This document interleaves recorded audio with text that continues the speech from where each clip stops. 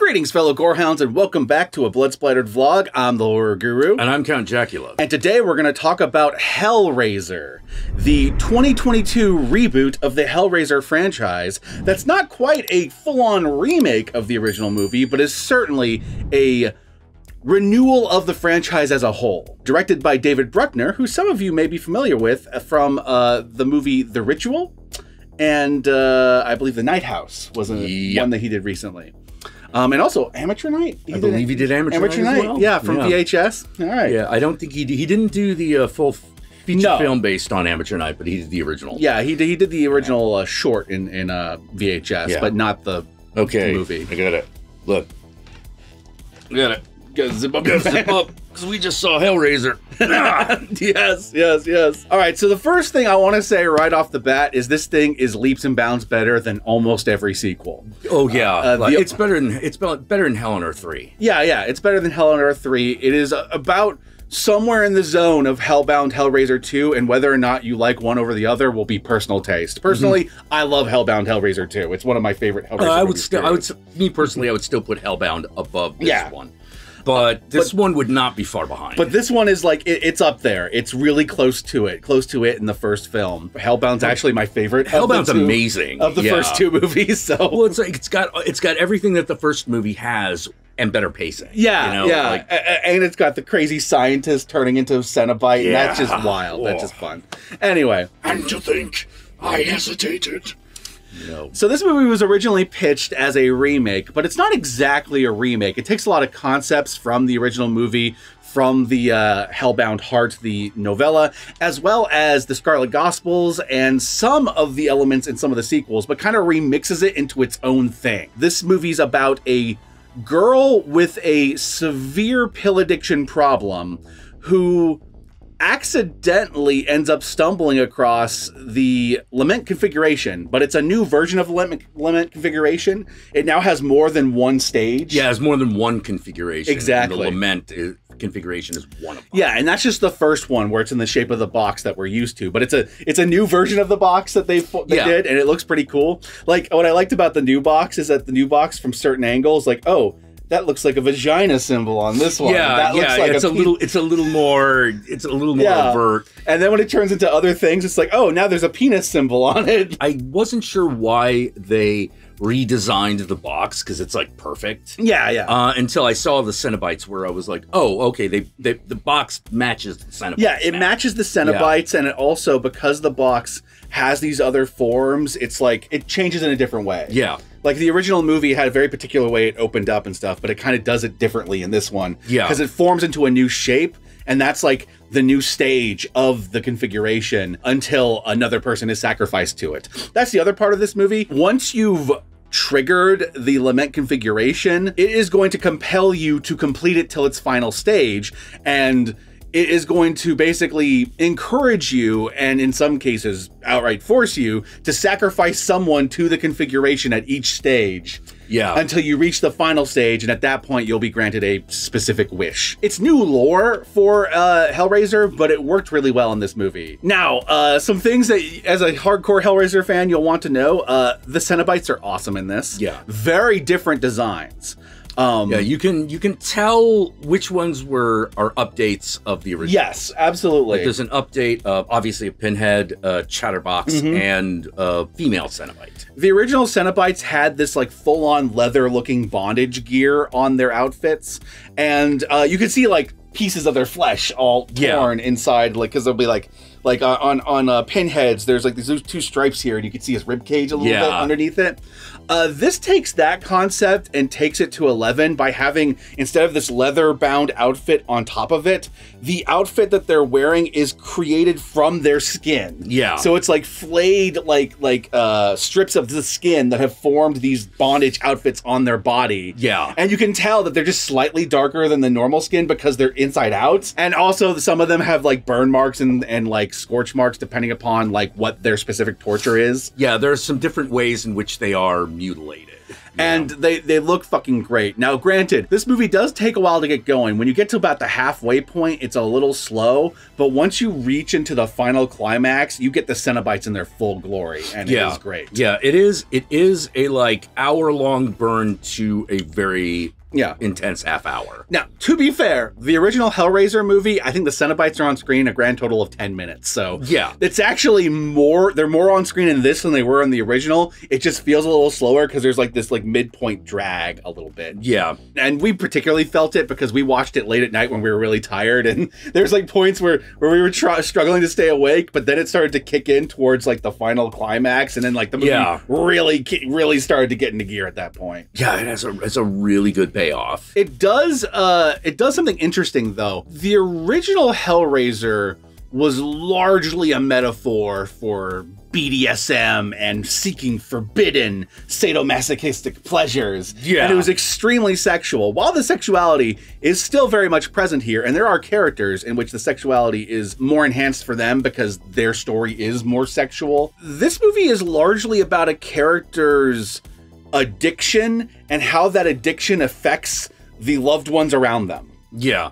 How when you have a really severe like alcohol addiction or a pill addiction or some sort of drug, not weed, but like heroin or something, how you don't just drag yourself down when you're in that state. You often have a habit of dragging the people around you down too, especially the ones that are trying to help you. And so this basically takes this new version of the lament configuration and creates this metaphor around it where once she has triggered the configuration, it's like her addiction. Now it's just pulling everyone around her in, whether she wants it to or not. And she no longer has control and she must take it to its bitter end. Yep. And either survive or die along the way. And while it is a little weird and janky because like, you still have all the sadomasochistic bondage like gear going on and a lot of that imagery going on. The movie ultimately isn't about that as much as the first movie was, and the second movie too. Or the second one. Yeah, that is one thing I would say felt off. Yeah, because like the main, I don't want to get into spoilers yet, but there's a character that you could promptly call a villain in the movie. His is more sadomasochistic in nature. Yeah. His whole story is, but like the protagonist really isn't. Yeah. It's more. It has nothing to do with the protagonist. It has nothing to do with sexual desire. Yeah. It's all about addiction and punishing yourself and dragging people down. That's basically what her journey is. The villain, on the other hand, very much has a story of seeking forbidden pleasure, seeking power, and they are addicted to this too. They're addicted to power and pleasure. Yeah. And they kind of have this real interesting journey of kind of realizing that, oh, wait, I'm not a sub, I'm a dom. But I can't get into more detail about that until we get to the spoiler section, because it's... Yeah, that's a thing. Who this character we're talking about even is a major spoiler, so... But, overall, like, this movie worked for me. It's got, like, little things I would have liked. I would have liked more sex. Yeah, it's a B+. Yeah. Yeah. Like, there's an orgy really early on in the movie, and there's a sex scene with, like, the main protagonist. But, like, I could have used more, like... There's, like, a scene where, like, her brother, who's gay and has a gay lover, or they're alone in a bed, and I just kind of wish the scene had been them talking while fucking. You know? Yeah, I know what you mean. Like, or if it, like, looked like it was maybe going that way, like there was sexual tension between them, and just going, oh, ooh.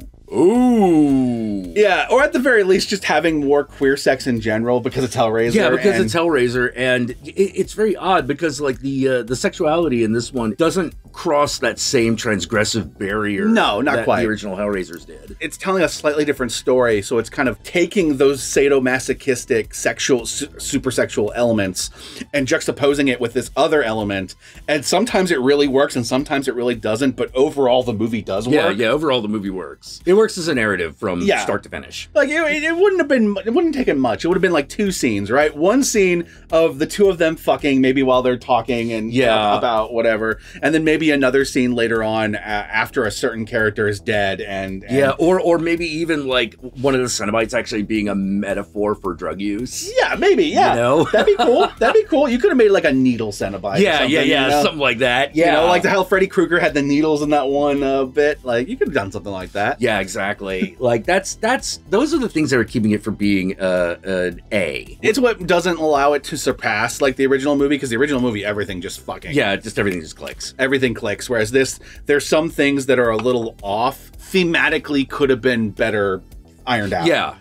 It's like if you're going to change the Cenobites anyway, why not go this extra distance? Yeah, absolutely. Now, that being said, the person who plays Pinhead in this does a fantastic job. Pinhead is great. Jamie Clayton, I think is her name. Yeah, she is great. She is phenomenal. She brings a great sexiness to Pinhead that Pinhead had in like the original movies, and he kind of lost in some of the later sequels. Yeah. She kind of has that like Dom energy back. Well, the way I described her is it's enough like the Doug Bradley Pinhead that you can recognize it, but it is that Pinhead with a little bit of a drag queen like bitchiness to it. I would agree. I can kind of see that. Yeah, I can totally see that. The gore effects in this are also pretty damn great. There's some points early on where they cut away before the gore happens, and I was a little worried that the movie was gonna skimp out on the gore, but actually there was more of a narrative reason for that, because one of the characters they cut away from where they die, it actually thematically resonates because it happens when the main character is passed out, and it's very much a metaphor for you were passed out and this happened to this person and you weren't there to see it. You weren't there to see it. Yeah. You know, it's very much like playing on that whole addiction metaphor. Yeah, because like sometimes those guys are out. They're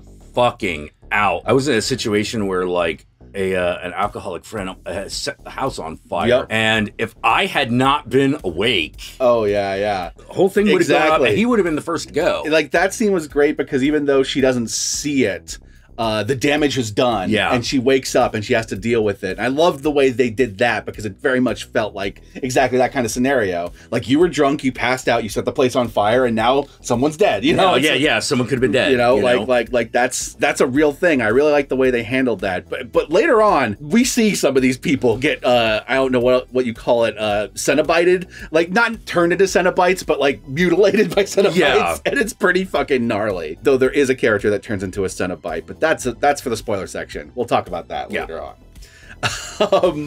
I like the fact that this Pinhead has actually several good lines. Yes. Because I'm like, no. And some from the original movie. Yeah. We're juxtaposing this. Yeah, because it's like, no. Pinhead's got to come in and say like one really fucked up thing every movie. Even Hell on Earth had, do I look like a man who cares what God thinks? You know, this one has enough is a myth. I was like, ooh. It was a great line. It's great. And the delivery was pitch perfect. Yeah, pitch fucking good. Perfect. The effects in this are really fucking good. I love all the makeup on the Cenobite outfits, as well as the actual like kills, like the chains going into people's bodies, like from the original movie and stuff. And you could tell that while like you'll have like an initial like chain that's a little digital, once it hits the body, it's a real chain. Yeah. They got like, you know, they practical. They got a practical effect there. And when the gore starts actually, like the blood actually starts spilling, it's actual blood. When the entrails start being shown, they're actually there. It is practically done. And just to make sure, I even read a whole article with the director talking about how they were like, we got to do everything practical as possible, including some of the scenes that I thought were a full-on digital effect. Like there's a point in this movie, without getting to spoilers, where the gateway to hell, you know how in the original Hellraiser movies, the gateways to hell, like brick walls will just like open up and create a doorway into the hell. Yeah, well, the first thing that happens is you hear the bell. Yeah, you hear the bell. In this, you hear the bell, but there's a point in which that doorway opens in the back of a van, and they did that practically. Yeah. Oh, what? Damn. Yeah, it's a lot of really clever editing and like having like a big version of the van that they've. Oh, okay, yeah, that shot's really good. Yeah. You know, and they do a lot of really cool shit like that. That's the other thing I like in this movie. Those gateways can open anywhere. Like they open in the middle of the road. Yeah. You're not getting away from it. You can't escape a building and hope that this is going to be okay. You're in an old folks' home. It opens up in the wall. Like it'll open up in the bathroom. Wherever it will. And that stuff was really fucking cool. Some of my favorite moments in the movie was watching how hell's gonna open up in this scene. Yes. You know, and the back of the van was probably my favorite bit. Yeah, like, that was a really good one because you were like, we watched the streets open up and we're like, oh.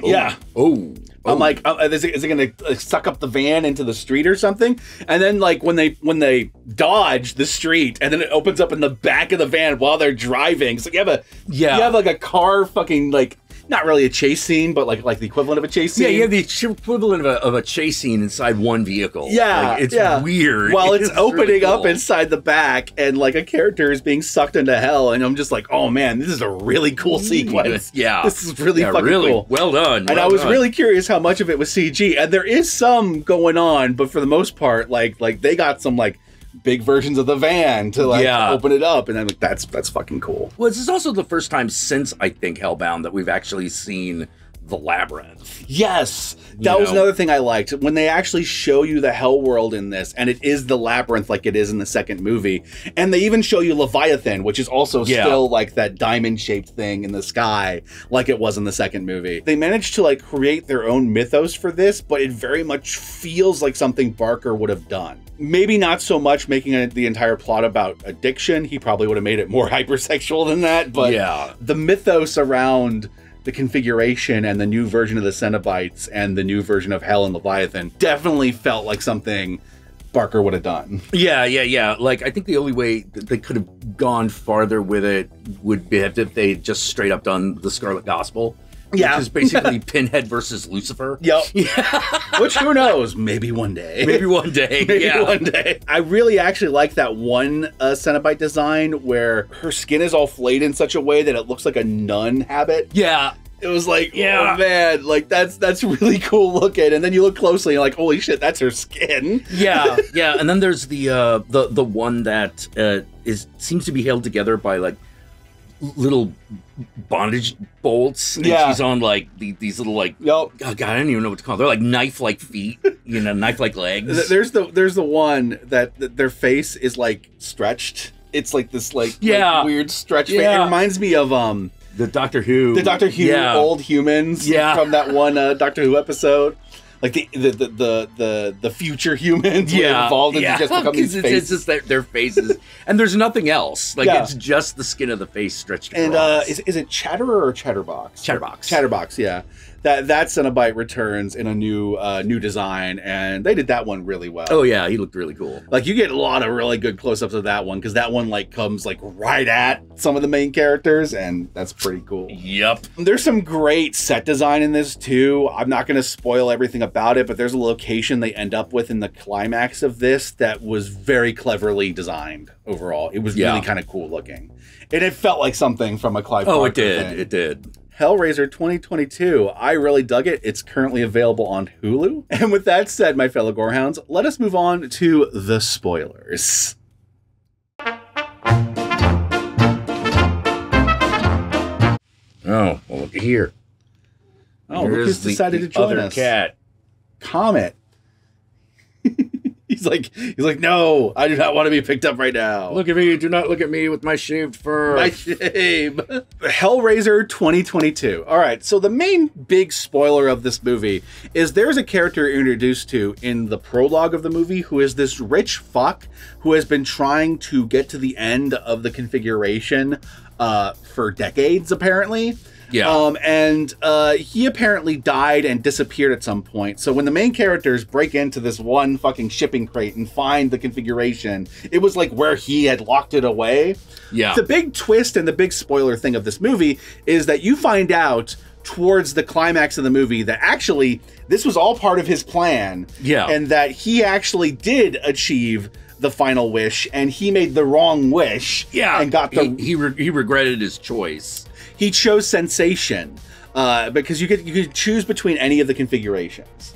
Leviathan, sensation, lament, and I forget there's a fourth one. There are actually quite a few. Yeah. And he chose sensation. And so what the Cenobites ended up doing is they morphed his body into this weird thing that like has his nerves on spin dials. Yeah. That like twist and contort his nerves so he's in constant eternal pain and he can't die. One of them is love and one of the other ones is power. Oh, resurrection. Resurrection. Resurrection. Yeah, resurrection. So he has basically set a trap so that someone else can start the thing over again, and he can meet the Cenobites at the very end and make a new wish. And at the end of the movie, he ends up actually stealing the wish for a second, and they end up going, oh, okay, so you wanted power, you didn't want sensation, so we thought you were a sub.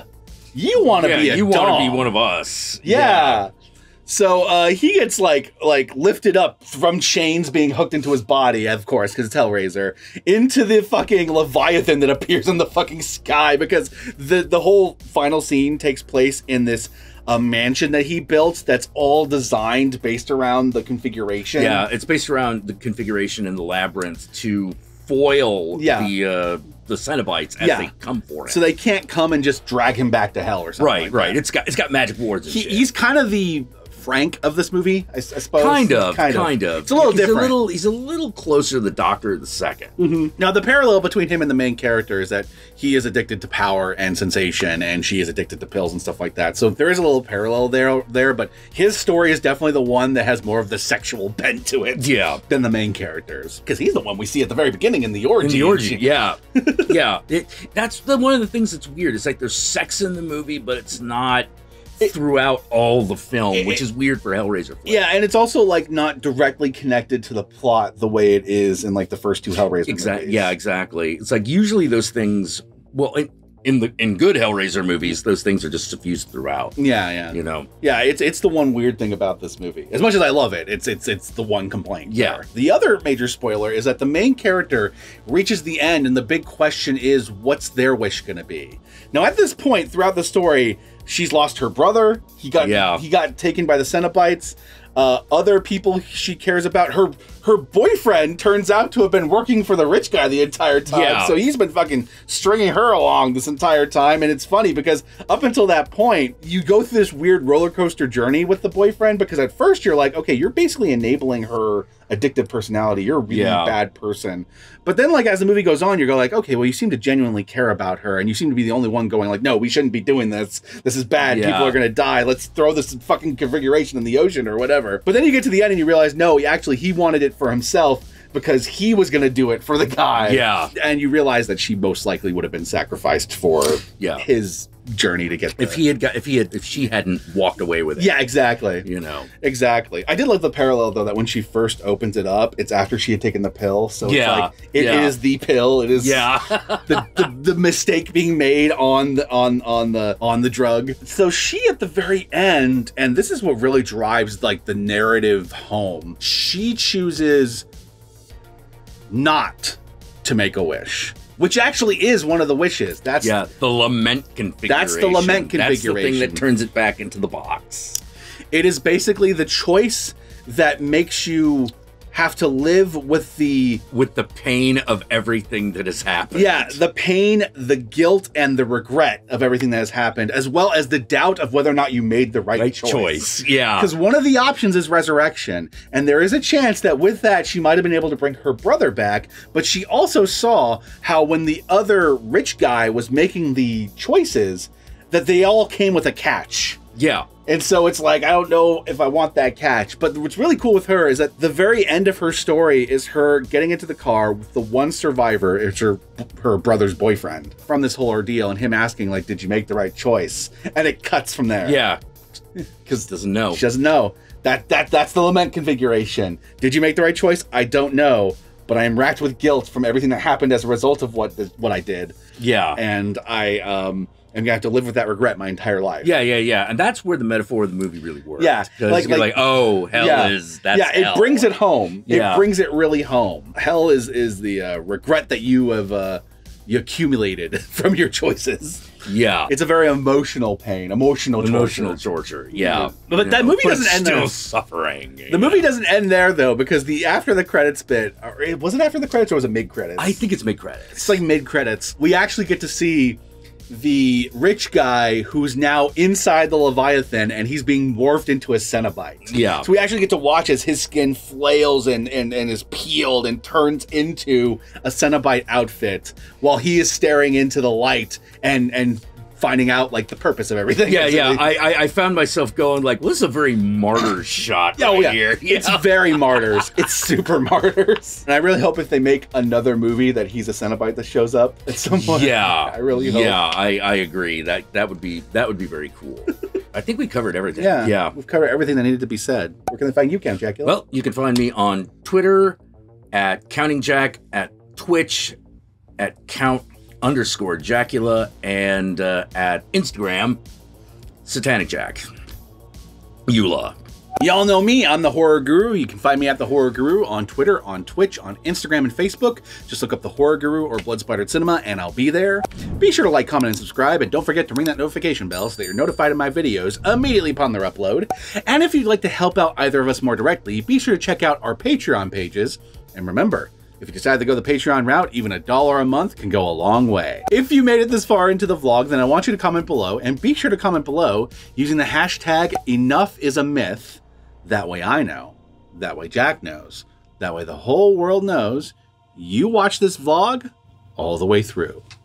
And with that said, my fellow Gorehounds, we're going to go vlog Werewolf by Night. So see you in that vlog.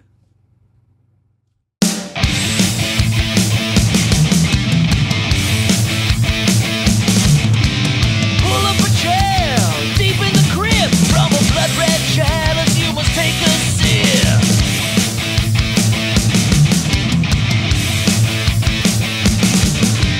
Sit right back for a flick, see gore and entrails and slimy ink. Welcome, you gorehounds, the beating, dripping ooze. Welcome to the lair of the horror guru.